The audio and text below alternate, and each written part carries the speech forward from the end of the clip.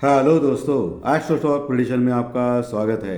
Technical chart data points के ऊपर आधारित इस कार्यक्रम में आने वाले दिन का मैं प्रेडिक्शन बोलता हूं, जिसमें निफ्टी बैंक निफ्टी के लेवल सपोर्ट रेजिस्टेंस, आने वाला दिन ग्लोबल मार्केट के अनुसार कैसे हो सकता है, स्क्रीन रीडिंग क्या बोलती है, ये मैं बोलता हूं। इसके साथ मैं हर दिन टेक्निकल चार्ट डाटा पॉइंट्स के साथ एस्ट्रोलॉजिकल कार्यक्रम यानी फाइनेंशियल एस्ट्रोलॉजी के जरिए क्या हो सकता है, ये भी इसी वीडियो में मैं बताने जा रहा हूँ।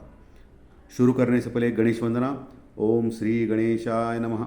दोस्तों, चैनल के डिस्क्रिप्शन बॉक्स में बिलो द टाइटल डिस्क्लेमर रखा है, उसको कृपया पढ़ी जानिए। एज पर डिस्क्लेमर, ये एजुकेशनल प्रोग्राम है। इसके तहत जो भी मैं बोलता हूँ ये मेरी पर्सनल राय है, मेरी खुद की राय है।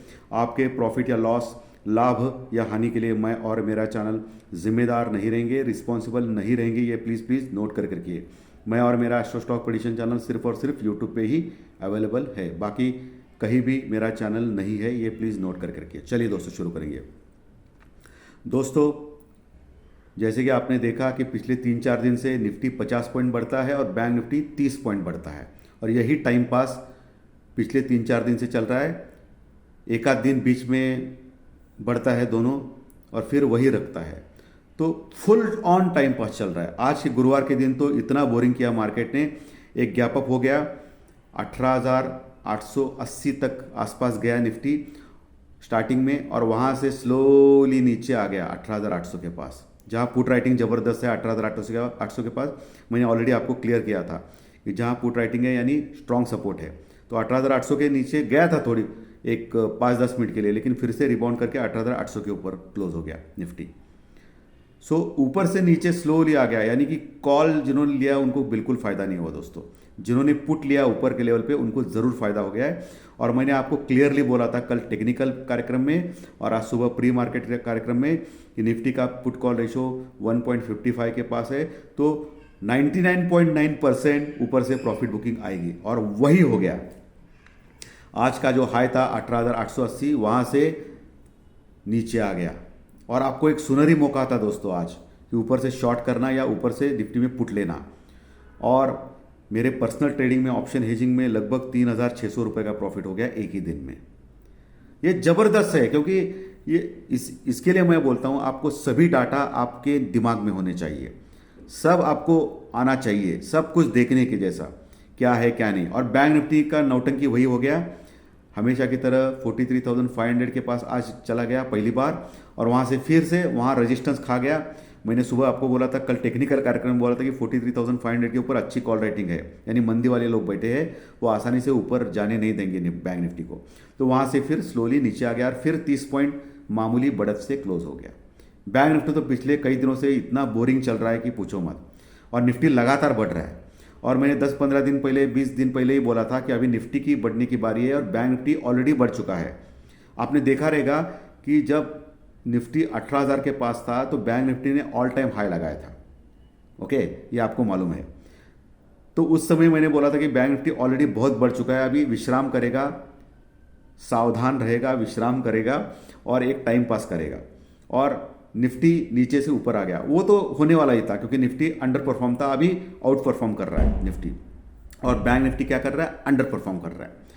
कल टेक्निकल कार्यक्रम में मैंने ज्योतिष शास्त्री प्रेडिक्शन भी यही बोला था कि मिक्स टू निगेटिव, तो कंप्लीट बोरिंग टाइप मिक्स था मार्केट, और ऊपर से नीचे आ गया निफ्टी, तो ये निगेटिव था। कॉल में कुछ फायदा ही नहीं होगा लोगों का, क्योंकि ऑलरेडी गैप अप से ही ओपन हो गया था, तो उसका कोई सवाल ही नहीं आता है दोस्तों। सो कंप्लीटली बोरिंग मार्केट है टोटली, और एक सीमित रेंज में रखा जा रहा है मार्केट को जानबूझ के। कॉल और पुट के ऑप्शंस के प्रीमियम खाए जा रहे हैं, और इंडिया विक्स आज फिर से 3-4% गिरा दोस्तों, 13.30 के पास आ गया, 13.30 के पास, यानी बहुत नीचे आ गया। और ऑप्शंस प्रीमियम खाने का काम एकदम जोर से चल रहा है। और आज से गुजरात चुनाव का जो पहला जो चरण है वोटिंग का, वो चालू हो गया है। 8 दिसंबर को इसका रिजल्ट आएगा गुजरात चुनाव के, गुजरात इलेक्शंस के। तब तक ये मार्केट ऐसा ही बोरिंग रहेगा दोस्तों, और 8 तारीख को धमाका हो सकता है ऊपर या नीचे, लेकिन मैक्सिमम मुझे लगता है कि 70% नीचे की चांसेस है, क्योंकि ऑलरेडी हम लोग इतने बढ़ चुके हैं कि पिछले कई दिनों से करेक्शन नाम की चीज़ ही नहीं हो रही है मार्केट में, करेक्शन नाम की चीज़ ही नहीं हो रही है। और ऑलरेडी एफआई का जो लॉन्ग पोजीशन है इंडेक्स में यानी निफ्टी और बैंक निफ्टी में ऑलरेडी 70% क्रॉस कर चुका है, और कितना लेंगे वो लोग। और इतने ऊपर के लेवल पे कोई नहीं लेना चाहेगा। तो एक प्रॉपर अगर करेक्शन हो गया नीचे तो ही लोग लेंगे ना दोस्तों।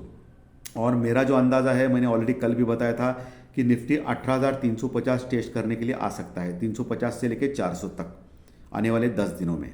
ओके, ये मेरा प्रयास है। और बैंक निफ्टी में भी 1000 पॉइंट का एक करेक्शन आ सकता है, 42,000 फिर से रिटेस्ट कर सकता है, क्योंकि टेक्निकल पैरामीटर्स के ऊपर ये आवश्यकता है कि 19,200 300 के जाने के पहले एक बार आना चाहिए, ऐसा मुझे लगता है। तो गुजरात इलेक्शन के जो रिजल्ट है 8 तारीख, तब तक ये ऐसा ही टाइम पास चलेगा मार्केट में। ये सीधा सीधा दिख रहा है, क्योंकि लोगों को पैसे डबल करने हैं। जो इलेक्शन में जो पैसा डालते हैं, बहुत बड़े बड़े लोग होते हैं, सबको मालूम है क्या चल रहा है इंडिया में, बोलने की आवश्यकता नहीं है। सो ये पैसा जो है, इसके लिए गुजरात इलेक्शन का जो चल रहा है उसके बहुत लोग इसमें डाल रहे हैं कि उनको लग रहा है कि गुजरात इलेक्शन तक मार्केट गिरेगा नहीं। तो क्या करेंगे, एक सीमित दायरे में रख के पैसा कमाएंगे। और कॉल राइटिंग और पुट राइटिंग में क्या होता है कि पैसा ज़्यादा लगता है। ओके, कॉल और पुट ऑप्शन बाइंग के लिए कम लगता है पैसा, लेकिन राइटिंग के लिए ज़्यादा लगता है। 2-2.5 लाख सिर्फ एक एक लॉट के लिए लगते हैं दोस्तों। सो इनके पास तो बहुत पैसा है, तो ये राइटिंग करके करके आराम से कमा रहे हैं। लेकिन प्रॉपर ऑप्शन की स्ट्रेटजी करेंगे ना दोस्तों, तो आपको फ़ायदा लगभग 80% तक तय है। 20% मैं मार्केट के ऊपर छोड़ता हूँ, क्योंकि 100% कोई सही नहीं होता है। अगर कोई दावा कर रहा है तो वो झूठ बोल रहा है। ठीक है, क्लियर है। मैं बहुत ही क्लियर हूँ बॉस भैया, बहुत ही क्लियर बोलता हूँ मैं।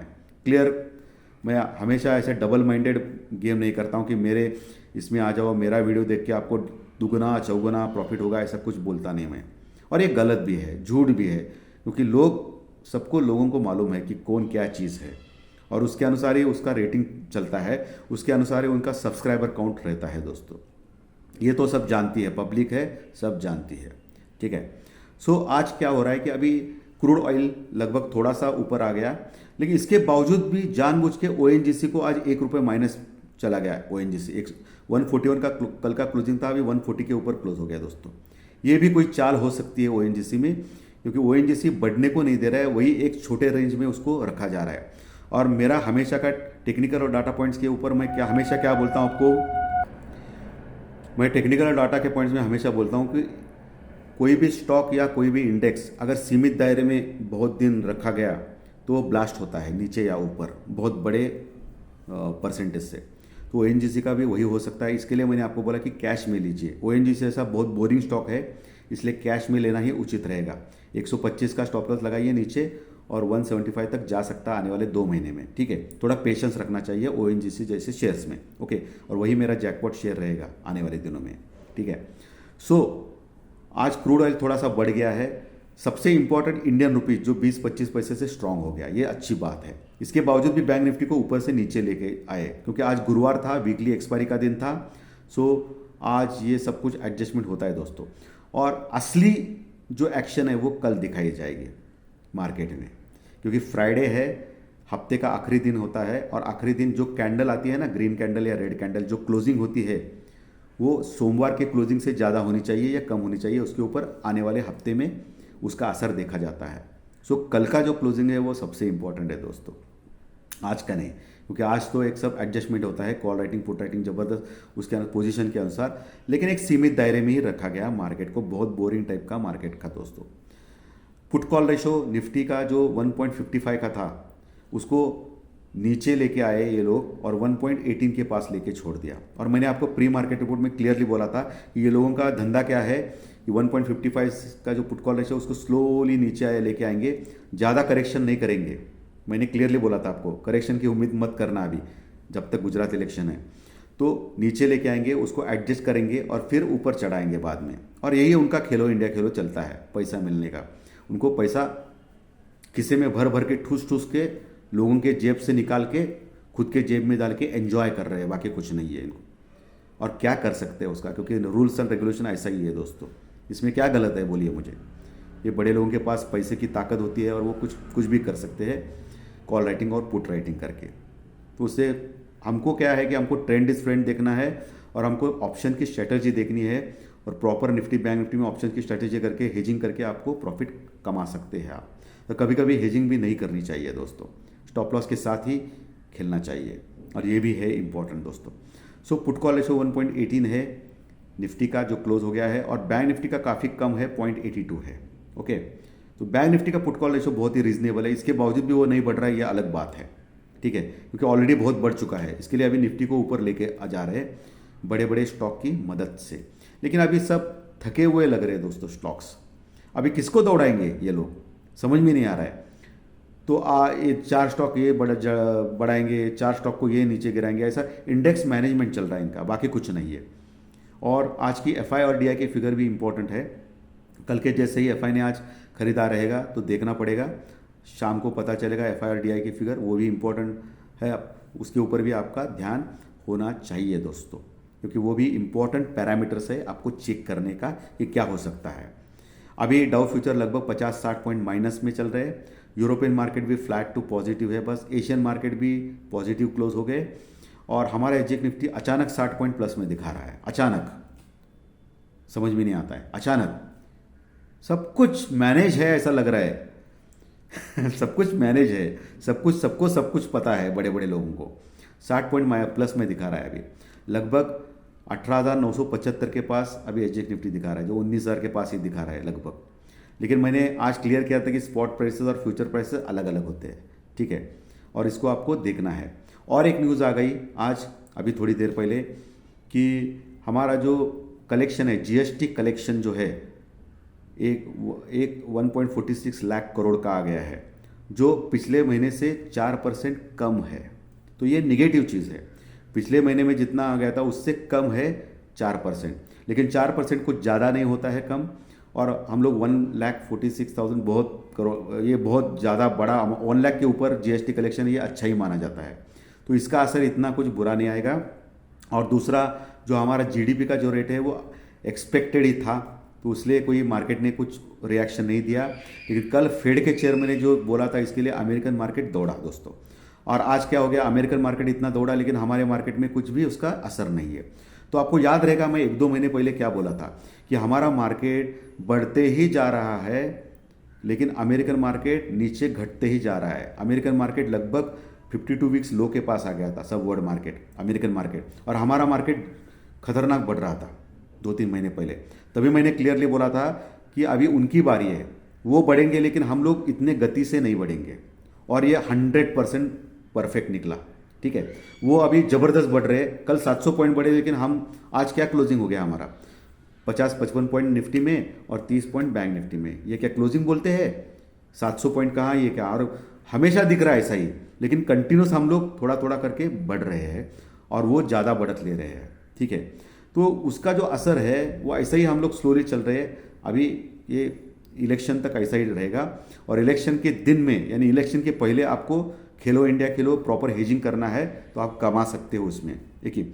लेकिन ऑपरेटर के मन में अगर फ्लैट रखना है तो दोनों साइड के पैसे खाने का उनको सुनहरी मौका मिलेगा, तो ये भी कर सकते हैं, क्योंकि वो अलग ही कैटेगरी है ऑपरेटर्स। ये सब मैनिपुलेशन चलता है दोस्तों, बहुत बड़ा मैनिपुलेशन चलता है, सबको सब मालूम है। निफ्टी 18,800 के ऊपर क्लोज हो गया, 18,800 फिर से ऑल टाइम हाई के पास क्लोज हो गया। आज ऑल टाइम हाई 18,880 का लगाया निफ्टी ने। ओके, 55 पॉइंट प्लस में क्लोज हो गया। 18,800 जबरदस्त सपोर्ट है उसका, 18,800 जहां पुट राइटिंग अच्छी हो गई है।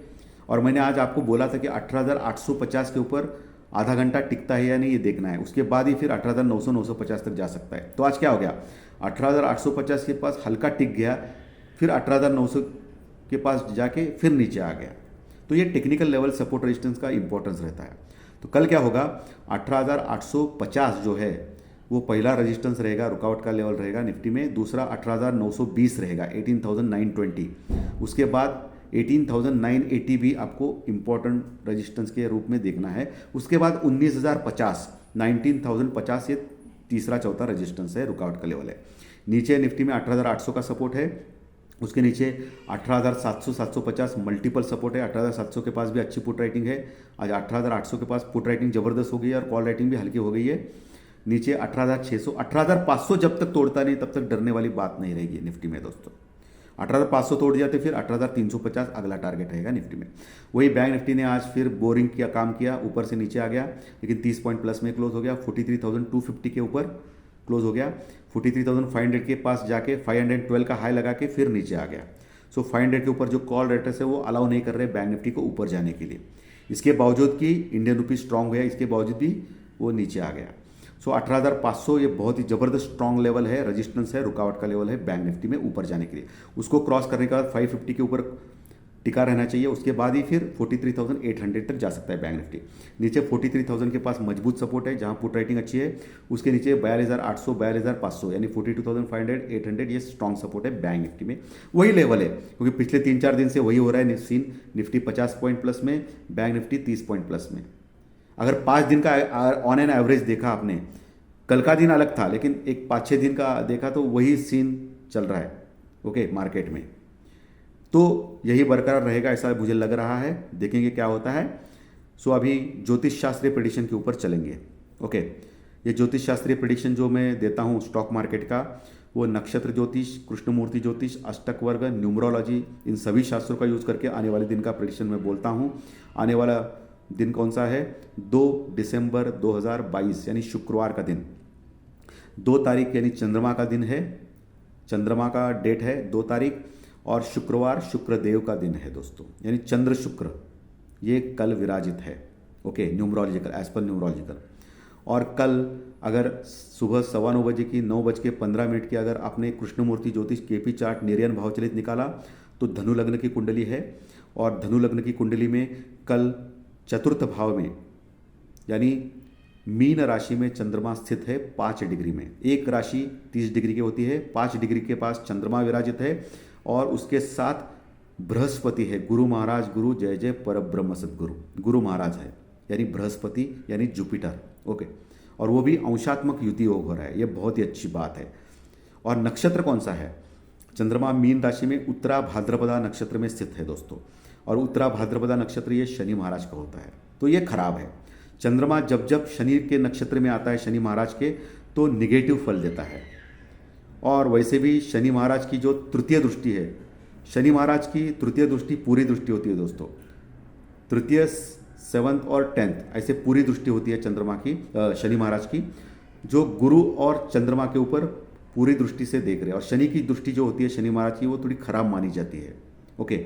सो इसका असर चंद्रमा और गुरु के ऊपर पड़ता है। और प्लस चंद्रमा का जो नक्षत्र स्वामी है, उत्तरा भाद्रपदा नक्षत्र स्वामी शनि महाराज है। सो निगेटिव थोड़ा ज़्यादा है, पॉजिटिव कम है।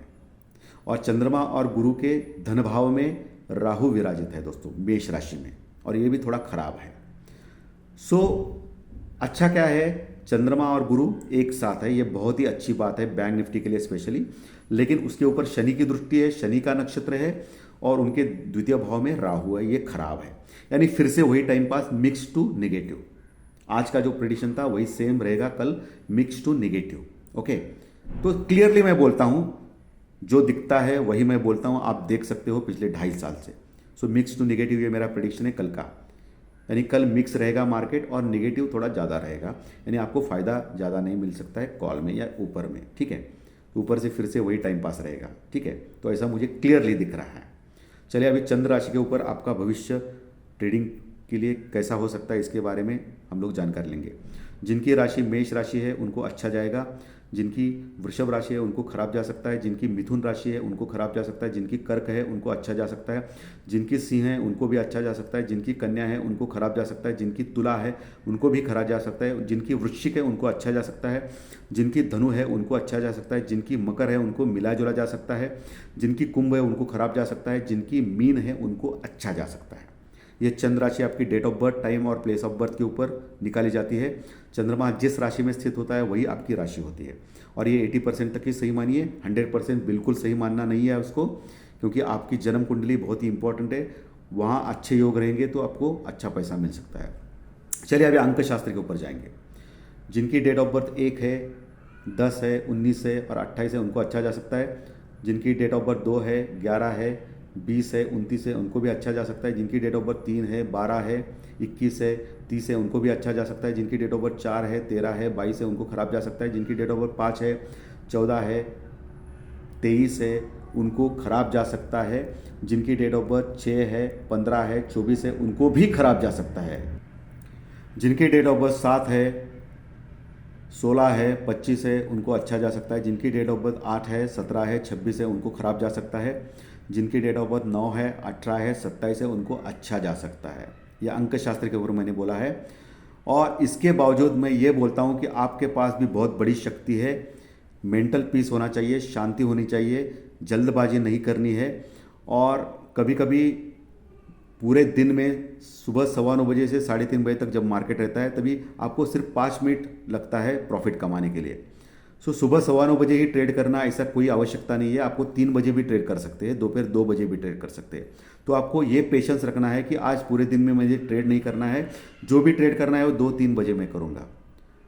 तो ये जब से ये आप खुद में लेके आएंगे कि ट्रेड आज के दिन नहीं करना है या लेट करना है, तब आपको प्रॉफिट चालू हो जाएगा दोस्तों। ये बहुत ही इंपॉर्टेंट बात मैंने आपको कही है। सो आज का अगर प्रेडिक्शन, आज का विश्लेषण अच्छा लगा तो लाइक का बटन दबा के प्रोत्साहित कीजिए, और अच्छा नहीं लगा तो डिसलाइक ज़रूर दबा सकते हैं। कोई ज़बरदस्ती नहीं है, क्योंकि ये मैं हमेशा ज़बरदस्ती में यकीन नहीं करता हूँ दोस्तों। सो लाइक का बटन, डिसलाइक का बटन जो भी है आप दबा सकते हो।